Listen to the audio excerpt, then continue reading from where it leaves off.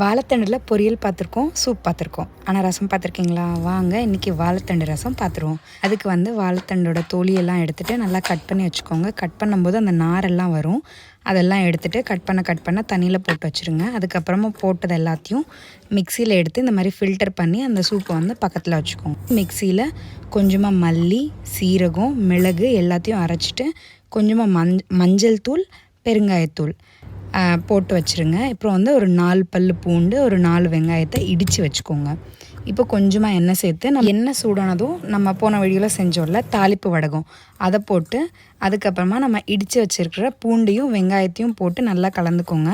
அப்புறம் ஒரு நல்ல பழுத்த தக்காளியை நல்லா கட் பண்ணி அதையும் சேர்த்துட்டு நல்லா வதக்குனதுக்கப்புறம் உப்பு போட்டுக்கிறோம். நம்ம செப்பரேட்டாக எடுத்து வச்சுருந்தோம்ல வாழைத்தண்டு தண்ணி, அதையும் ஊற்றிட்டு நமக்கு எவ்வளோ தண்ணி தேவையோ அவ்வளோ தண்ணி ஊற்றிக்கிட்டு கொஞ்சமாக கொத்தமல்லி, கருவேப்பிலை எல்லாத்தையும் கிள்ளி போட்டுட்டு லைட்டாக கொதி வர்ற வரைக்கும் விட்டுட்டு கொதி வந்ததும் ஆஃப் பண்ணிவிட்டு ஒரு எலுமிச்சம்பழத்தை பிழிஞ்சு விட்டுட்டோம் அப்படின்னா நம்ம வாழைத்தண்டு சூப் கிடையாது, வாழைத்தண்டு ரசம் ரெடி. இது வந்து ரொம்ப நல்லது, இந்த கிட்னிக்கெல்லாம் அவ்வளோ நல்லது. இது கண்டிப்பாக ட்ரை பண்ணி பாருங்கள். வீடியோ பிடிச்சா சப்ஸ்கிரைப் பண்ணுங்கள். அருமையாக சுவைப்போம், ஆரோக்கியமாக வாழ்வோம். பாய்.